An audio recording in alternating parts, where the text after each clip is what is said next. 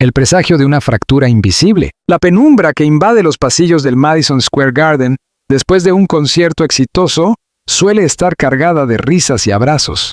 Aquella noche, sin embargo, el aire parecía más denso para Marc Anthony. El eco del último aplauso aún temblaba en las butacas vacías cuando él, envuelto en la toalla blanca que siempre pedía al finalizar sus presentaciones, percibió un murmullo anómalo entre los técnicos de sonido. No era un rumor concreto, sino la vibración de algo que todavía no tenía nombre, pero que se infiltraba con la precisión de un silbido. El anuncio lejano de que la armonía perfecta estaba a punto de quebrarse. Marque había descendido del escenario con la adrenalina habitual flotando en sus venas. Esa mezcla de euforia y vacío que acompaña a los grandes triunfos. En su camerino, un ramo de rosas blancas descansaba en el centro de la mesa, acompañado de una nota escueta escrita con un trazo reconocible. Te espero en casa. Orgullosa de ti, mi amor. La firma de Nadia, su musa, su recién estrenada esposa, su promesa de eternidades, brillaba al final de la tarjeta. Encontrar aquellas palabras debería haberle dibujado una sonrisa espontánea. Sin embargo, lo primero que sintió fue un relámpago de sospecha cuya razón no supo explicar. El sonido de las puertas que se abrían y cerraban tras los equipos de iluminación marcaba un compás irregular. Cada golpe metálico parecía un latido que no pertenecía al pecho de nadie, un presagio. Marc intentó convencerse de que el cansancio le jugaba una mala pasada. Se reclinó en el sillón de cuero, respiró hondo y recordó la mirada luminosa de Nadia Ferreira en la primera fila. Aquella mirada que tantas veces había llenado su voz de combustible emocional. Aún así, una punzada mínima, casi poética, le recordaba que toda luz genera sombras y que algunas son alargadas y obstinadas. El espejismo de la perfección, la boda de Marc y Nadia, celebrada apenas unos meses antes en el Pérez Art Museum de Miami, había sido presentada por la prensa rosa como la encarnación del amor improbable.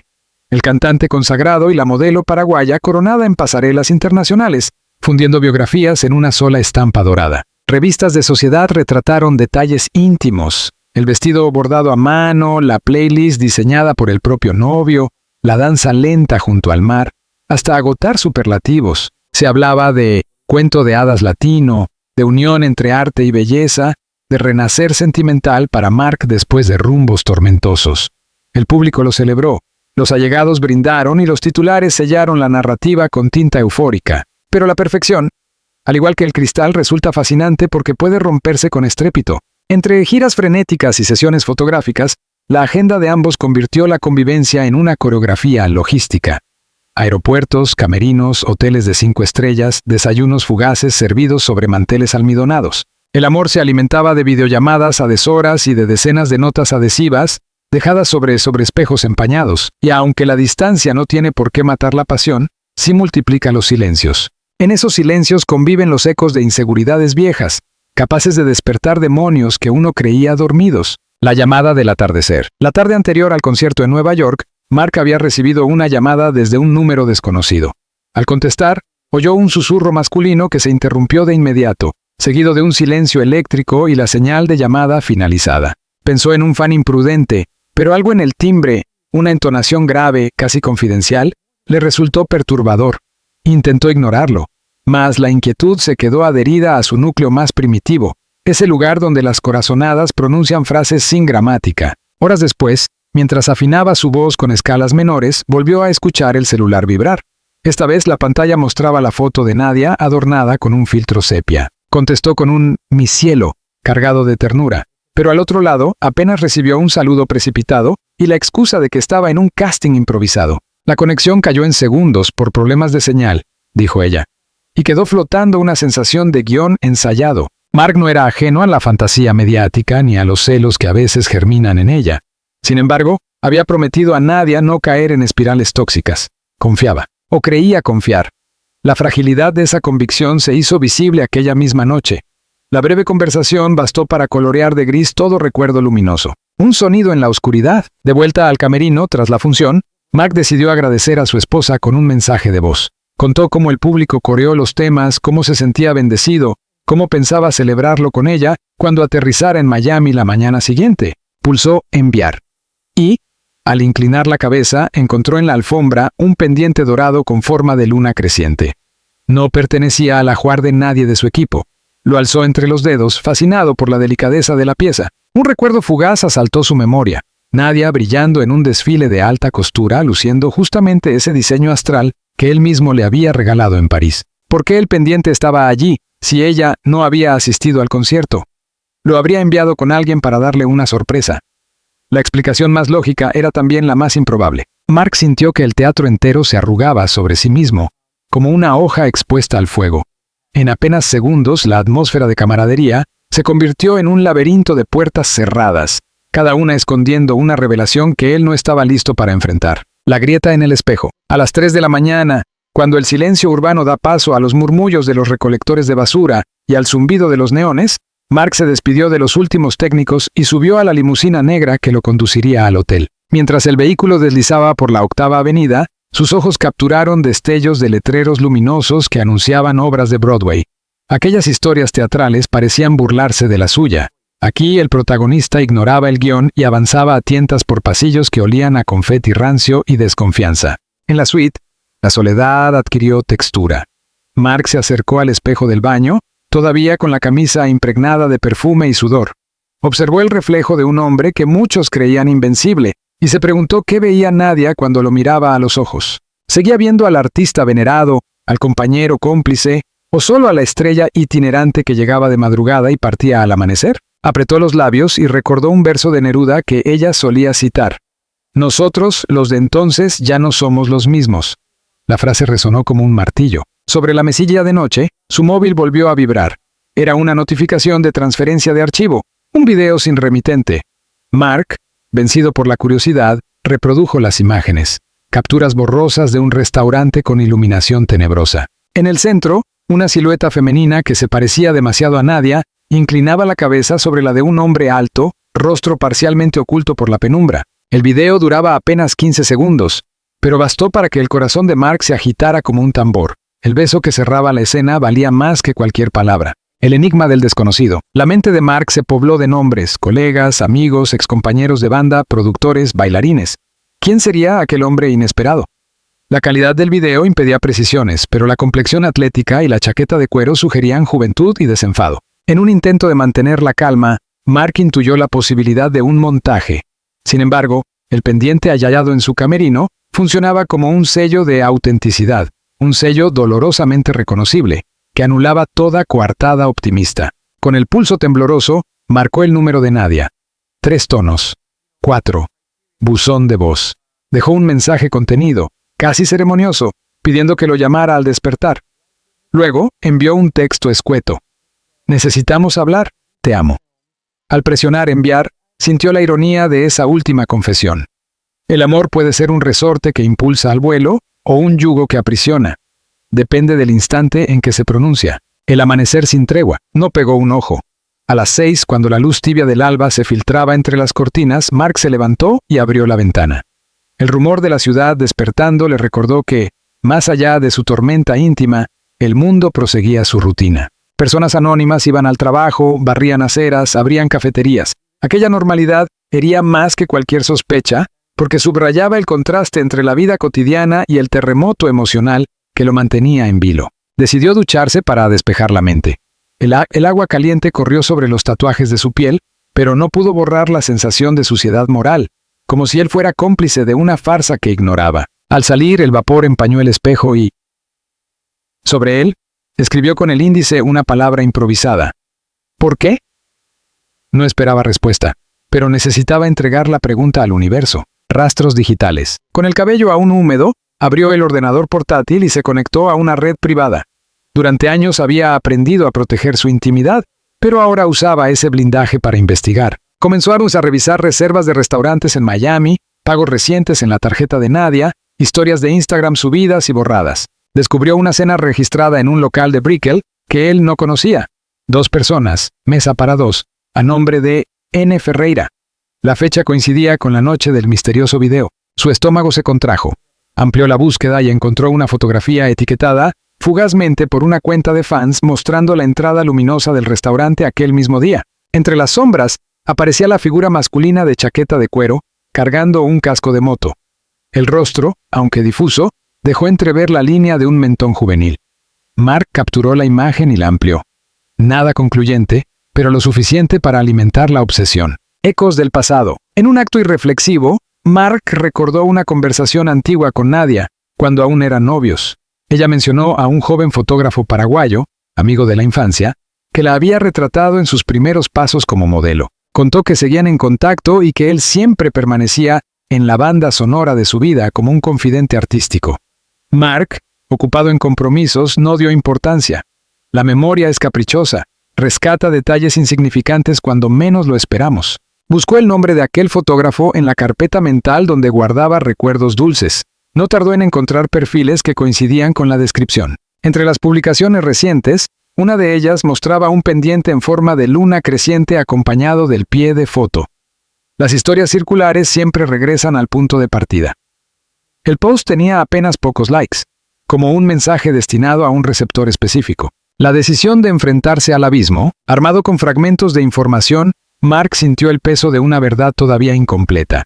El vuelo a Miami partía en 2 horas. Podía borrar todo y simular que no había visto nada, pero sabía que la ignorancia sería un virus silencioso, corroyendo cada beso futuro. Respiró, cerró el portátil y se vistió con la precisión de quien se prepara para un funeral emocional. Al salir, la puerta del hotel se cerró tras él con un golpe seco. Mark se prometió no derramar una lágrima hasta mirar a Nadia a los ojos, pero el nudo que llevaba en la garganta amenazaba con desatarse. En el trayecto al aeropuerto, vislumbró el Empire State emergiendo entre los rascacielos, como un faro que observa impasible las tragedias humanas repetirse a lo largo de los siglos.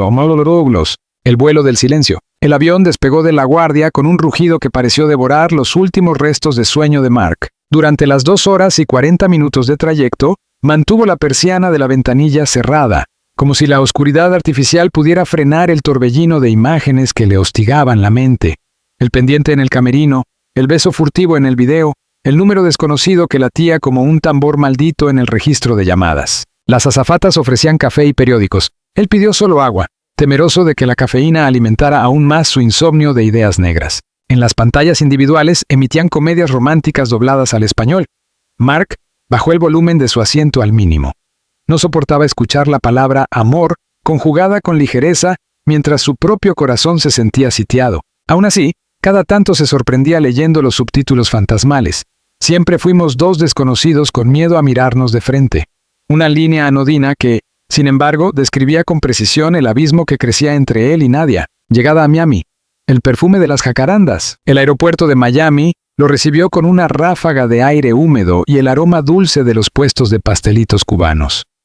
Mark salió por una puerta lateral, evitando la zona donde solían apostarse los paparazzi. Un conductor de confianza lo esperaba con el motor en marcha.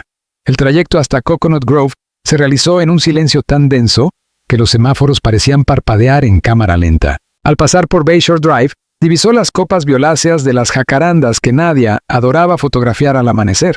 Esa visión, antaño sinónimo de paz, ahora le producía un vuelco en el estómago. ¿Todo bien, jefe?, preguntó el chofer, notando la palidez de su pasajero. Mark ensayó una sonrisa sin fuerza.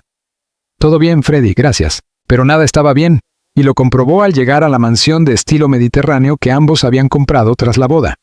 El portón se deslizó con su chirrido habitual. Sin embargo, la casa parecía respirar un silencio nuevo, impropio de las mañanas en que Nadia solía reproducir boleros a todo volumen mientras cuidaba sus orquídeas. El vestíbulo sin música. Entró con paso sigiloso, maleta en mano, gafas de sol todavía puestas, como si necesitara un escudo contra la luz que perforaba los ventanales. Sobre la consola de mármol halló un sobre lacrado en color marfil. Encima, su nombre, Mark. Sin diminutivos, sin apodos cariñosos. Lo abrió con dedos temblorosos. Amor, tuve que salir a una sesión fotográfica de último minuto. Vuelvo antes de la cena. Te amo. El mensaje, en apariencia inocente, encendió todas las alarmas. Sesión fotográfica. ¿Sería con el misterioso hombre de la chaqueta de cuero? ¿Sería la coartada perfecta para continuar una aventura milimétricamente programada? Mark guardó la nota en el bolsillo interior de su chaqueta. Una decisión instintiva le indicó que debía revisar la casa, buscar piezas sueltas del rompecabezas, vestigios bajo la piel del hogar. Subió al estudio de Nadia, un espacio amplio, inundado de luz natural, donde ella solía editar campañas y colgar contactos impresos en un corcho gigantesco. Al encender la iMac, notó que la papelera de archivos había sido vaciada 1 hora antes. Intentó restaurar los documentos eliminados. Encontró un único thumbnail recuperable. Mostraba a Nadia sentada en la parte posterior de una motocicleta, abrazando por la cintura a un hombre con casco integral. El archivo llevaba como nombre Overexposed-15. Demasiado explícito, demasiado imprudente. Al ampliar la imagen, descubrió que el casco lucía una calcomanía con las iniciales TR. Mark recordó en un relámpago de memoria el nombre del fotógrafo paraguayo. Tiago Rojas. Conexión confirmada. El zumbido en sus oídos se convirtió en un río caudaloso. En un cajón lateral encontró, además, el segundo pendiente de luna creciente, gemelo de la ya dado en Nueva York. Lo sostuvo entre los dedos como si fuera un insecto venenoso. El mensaje era claro. Los pendientes habían hecho el mismo viaje que la pasión clandestina, dejando migas de pan que conducían al corazón de la traición. La visita inesperada. El timbre sonó a las 11 en punto. Mark, sobresaltado, miró la pantalla del portero automático. Afuera se encontraba Gabriel Márquez, su representante y amigo de décadas. El hombre traía cejas fruncidas y una carpeta manila bajo el brazo. «Pensé que estarías en Nueva York», dijo Gabriel al verlo. «Necesitamos revisar unas fechas de la próxima gira». Mark lo hizo pasar al salón principal, pero antes de que comenzara el algoritmo habitual de agendas, echó cerrojo a la puerta. «Primero necesito que me digas la verdad sobre algo», exigió, sosteniendo el pendiente entre el índice y el pulgar. Gabriel ladeó la cabeza confuso. «¿Sabes de quién es?», preguntó Mark. «De Nadia, supongo», respondió, encogiéndose de. «No. Era suyo, sí. Pero lo encontré en mi camerino en Manhattan. Y el otro está aquí. Explícame cómo puede ser que sus joyas viajen sin ella». El representante dejó la carpeta en la mesa, reconociendo en los ojos de su amigo un incendio peligroso. «Mira, Mark, hay rumores desde hace semanas. No me atreví a decirte nada porque, francamente, los consideré basura de tabloide. Hablan de un fotógrafo joven, residente en Miami». «Tiago», interrumpió. «Lo sé». Gabriel suspiró. «Alguien filtró fotos de ellos en un restaurante de Brickell. Intenté comprar el material para protegerte, pero los paparazzi pidieron cifras absurdas. Estuve negociando silencio mediático y...» Cayó al ver el temblor que se apoderaba del labio inferior de Mark. «Iba a decirte cuando volvieras de la gira europea». Mark sintió que el piso se desplazaba. No solo su esposa, sino parte de su equipo había sospechado, negociado, callado. La traición era un poliedro con muchos rostros, cazador de sombras. Empujado por una lucidez rabiosa, Mark le pidió a Gabriel la dirección exacta de la sesión fotográfica en curso. La obtuvieron a través de la asistente de Nadia, un estudio improvisado en un antiguo almacén del Design District, cerca de la calle 40. Mark se cambió de camisa y salió, con Gabriel a su lado, rumbo al coche deportivo que solía reservar para trayectos cortos. Durante la conducción, la ciudad se diluía en manchas de colores brillantes, semáforos en rojo parecían ruborizarse al paso de la ira del cantante. Aparcaron a 3 calles de distancia. Mark caminó con la determinación de quien está a punto de saltar a un abismo consciente. Cada paso martillaba preguntas que no alcanzaban a formularse. Entre flashes y verdades, el antiguo almacén, pintado de blanco mate, tenía un gran portón enrollable que estaba medio abierto. Detrás se escuchaba el chasquido rítmico de flashes y la música baja de un altavoz. Mark se deslizó por la ranura y se escondió detrás de una columna. Lo que vio fue a Nadia, radiante en un vestido verde esmeralda, posando sobre un taburete alto. Frente a ella, un joven de barba rala y camiseta negra discutía ángulos con su asistente. El casco de motocicleta descansaba sobre una mesa próxima. Cada vez que Tiago, ahora solo podía ser él, se acercaba para corregir la postura de Nadia, posaba su mano en la cintura de la modelo con naturalidad íntima. Ella respondía con sonrisas apenas perceptibles, una complicidad de miradas que nadie, salvo Mark, habría leído como confesión silenciosa. El cantante sintió la sangre golpearle en las sienes, dio un paso y el crujido de la madera vieja atrajo la atención de todo el equipo. Nadia giró y su semblante se descompuso al verlo. Tiago bajó la cámara, sorprendido. Un murmullo se extendió como pólvora entre estilistas y maquillistas. «Necesitamos hablar», gruñó Mark, apuntando con la mirada a su esposa. Tiago intervino. «¿Podemos hacer una pausa, chicos?», ordenó, intentando parecer profesional, aunque su voz tembló. El duelo de los espejos rotos. Nadia caminó hacia Mark con pasos breves, la tela del vestido agitando un aroma a jazmín. Cuando estuvo a medio metro, él levantó la mano mostrando el pendiente. «¿Dónde lo perdiste?», preguntó, más triste que furioso. Ella abrió la boca, pero ninguna palabra salió al principio. Sus ojos cruzaron fugazmente los de Tiago, y ese destello bastó para que la verdad adquiriera densidad de plomo. «No soy estúpido, Nadia. Necesito oírlo de ti». Mark. Su voz era un hilo. No quise que esto pasara así. Creí que podía manejarlo. Tiago se acercó. Señor, la culpa es mía. Yo la busqué. ¡Ah, silencio!, bramó Mark. El respeto mínimo que merezco es escucharla a ella. Nadie tragó saliva. Tiago y yo fuimos algo hace años. Antes de conocerte, nos reencontramos cuando volví a Paraguay para aquella campaña benéfica. Pensé que era nostalgia, nada más, pero... Sus ojos se humedecieron. Me sentía sola. No por tu culpa. Sé que amas tu trabajo, pero me perdí entre aeropuertos y hoteles. Él me recordó quién era yo antes de convertirme en titular de revista. Mark bajó la mirada, como si las palabras estuvieran escritas en el suelo. ¿Me amas?, preguntó alzando la vista. Sí, me contestó Nadia sin dudar. Pero también amo la libertad que he sentido estos meses. No sé cómo convergen esas dos cosas. Entonces, no me amas, susurró él. El amor no se fractura para respirar. Tiago quiso intervenir otra vez, pero un gesto de Nadia lo detuvo. El fotógrafo retrocedió, entendiendo que la escena pertenecía solo a ellos. El espejo de la prensa. En ese instante, el clic de un obturador externo rasgó el silencio.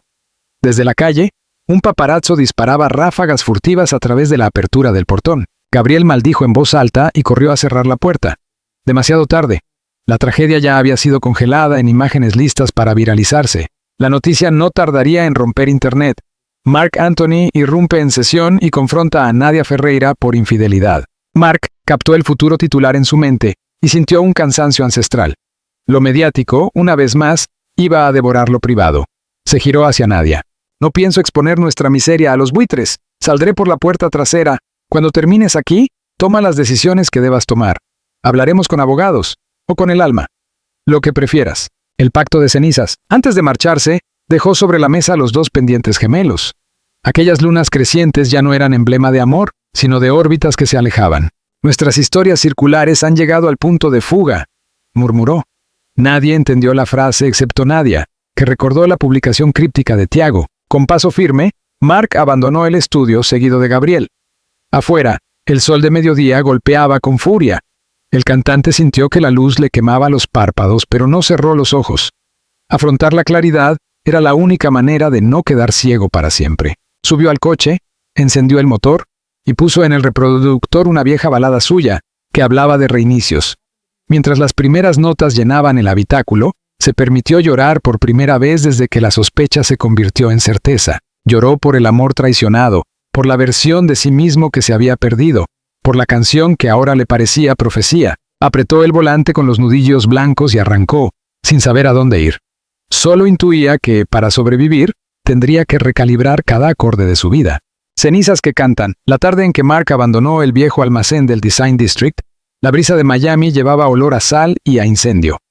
Por primera vez en décadas sintió la tentación de callar para siempre, vender sus guitarras, cancelar la gira mundial anunciada a bombo y platillo y refugiarse en un anonimato imposible. Pero el canto, ese pulso primigenio que lo había salvado de todos los naufragios, seguía ahí, vibrando en la garganta como un pájaro que se niega a morir. Durante días se encerró en la casa vacía. No quiso ver a periodistas ni a amigos bien intencionados. El eco de la mansión resultaba insoportable. Cada pared devolvía un fragmento de conversación pasada, una carcajada compartida, un te amo todavía impregnado en la pintura fresca del corredor. Para purgar aquellos restos, Mark abrió las ventanas y dejó que la humedad hiciera su trabajo, que el olor del jardín, jazmines, tierra mojada, algas traídas por el viento, lavara las fotografías colgadas en la memoria. En el estudio del piso superior, donde aún reposaban partituras sin terminar, desempolvó una libreta negra. Empezó a vaciar en ella pensamientos inconexos, títulos de canciones posibles, versos sin rima, preguntas que solo parecían tener respuesta en la cadencia de un acorde menor. Cada palabra rasgada sobre el papel era un hilo. Al tejerlos, surgía un tapiz de rabia, ternura y desengaño que reclamaba convertirse en música. Una madrugada cualquiera, quizá la tercera o la 10ª tras la ruptura, la inspiración irrumpió con la violencia de un trueno. Frente al piano de cola, los dedos encontraron un motivo melódico que parecía gemir y consolarse al mismo tiempo. Mark lo repitió en bucle, acariciando variaciones, hasta que la silueta de una canción emergió como un barco de la niebla. La tituló Cenizas que cantan, porque, al igual que él, el canto nacía del incendio de una pérdida. La resonancia mediática. Entretanto, el mundo devoraba titulares. Las fotos captadas por el paparazzo circularon en tiempo récord.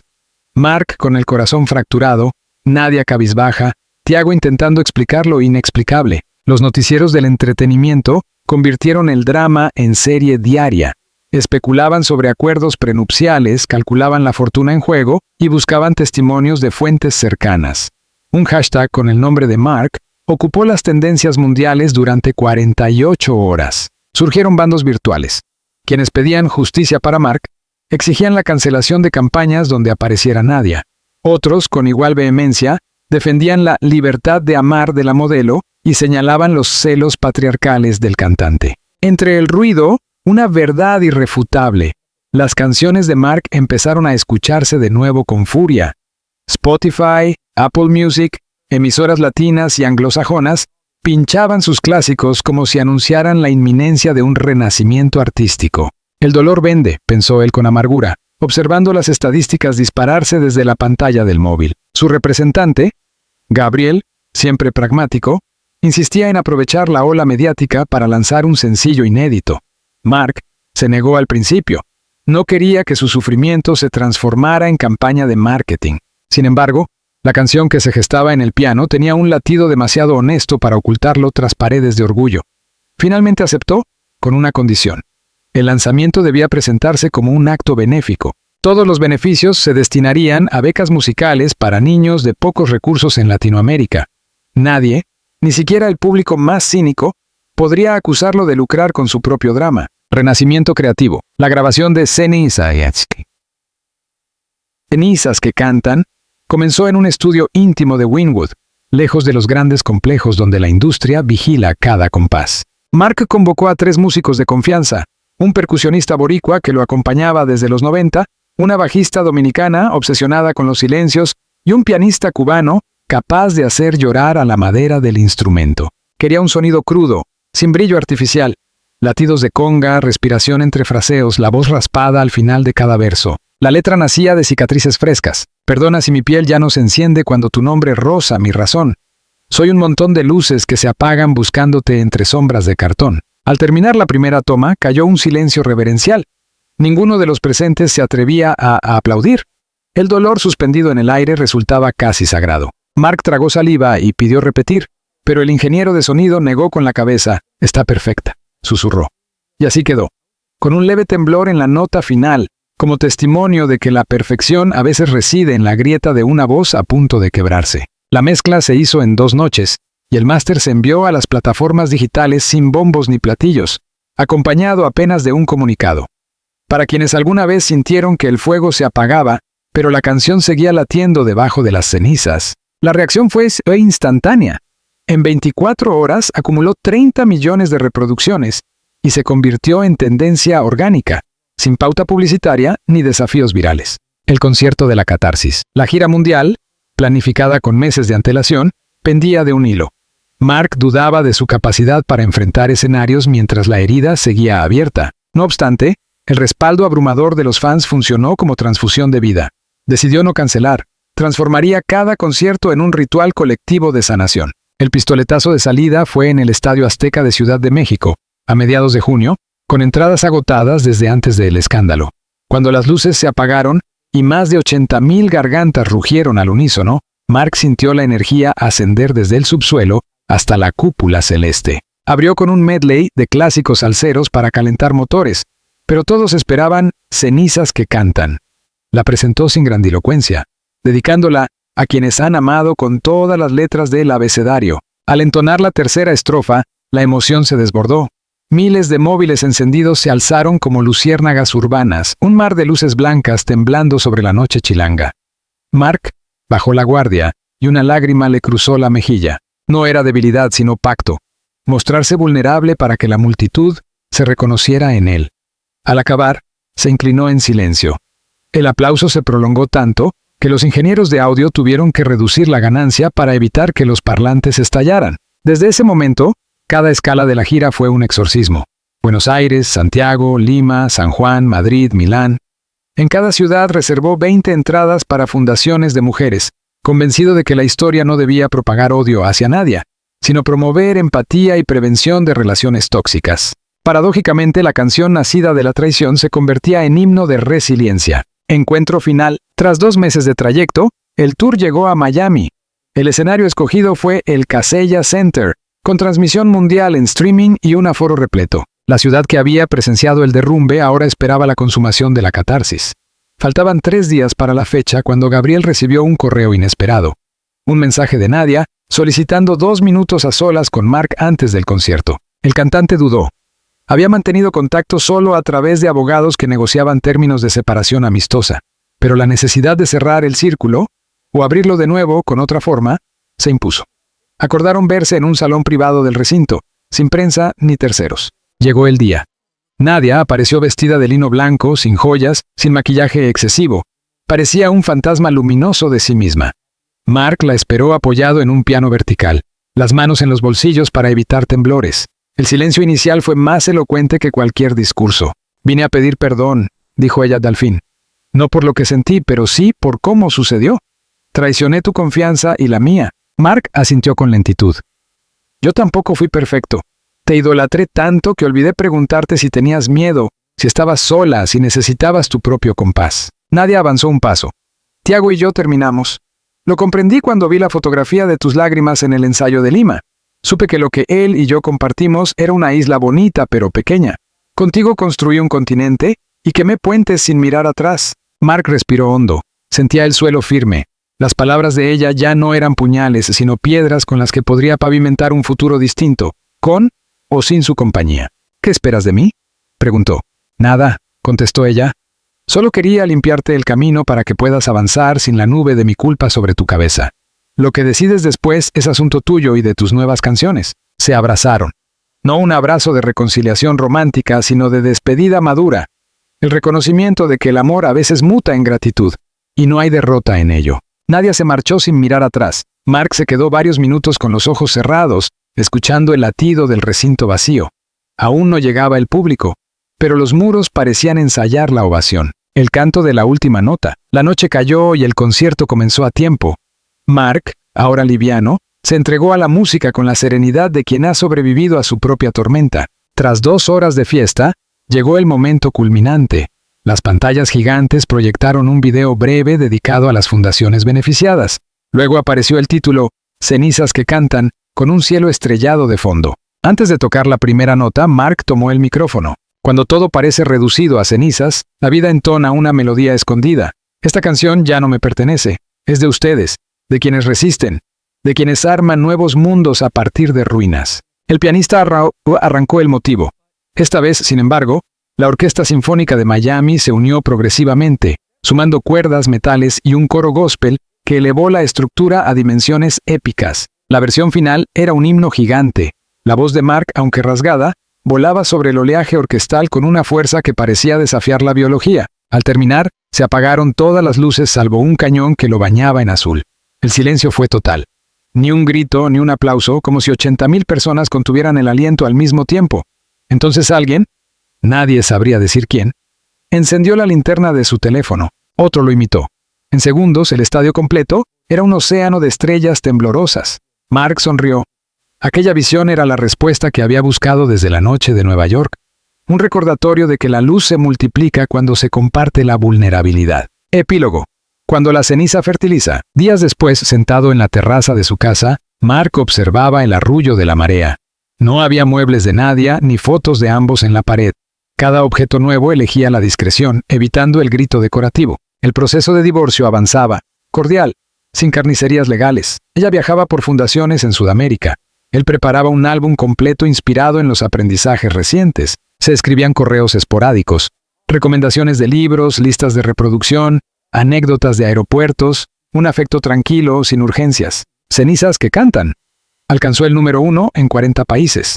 Las becas musicales se multiplicaron. En barrios donde los niños sabían de él solo por los murmullos de la salsa vieja, ahora afinaban sus primeras guitarras gracias a aquella canción. Esa repercusión, más que el éxito comercial, se convirtió en la ramificación más pura del dolor transformado. Una mañana, el cartero dejó un sobre sin remitente. Dentro, un único objeto. Un pendiente en forma de luna creciente. No traía nota adjunta, pero Mark entendió.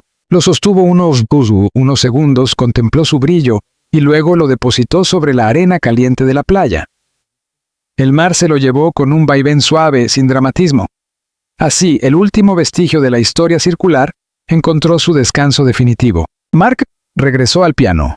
Pulsó una progresión nueva, más ligera, casi luminosa. Cantó en voz baja, probando versos sobre renaceres y horizontes. Mientras lo hacía, reparó en que el aire olía a futuro. Un perfume que, aunque desconocido, no asustaba. Porque las cenizas, descubrió, también sirven de abono para los bosques que aún no existen.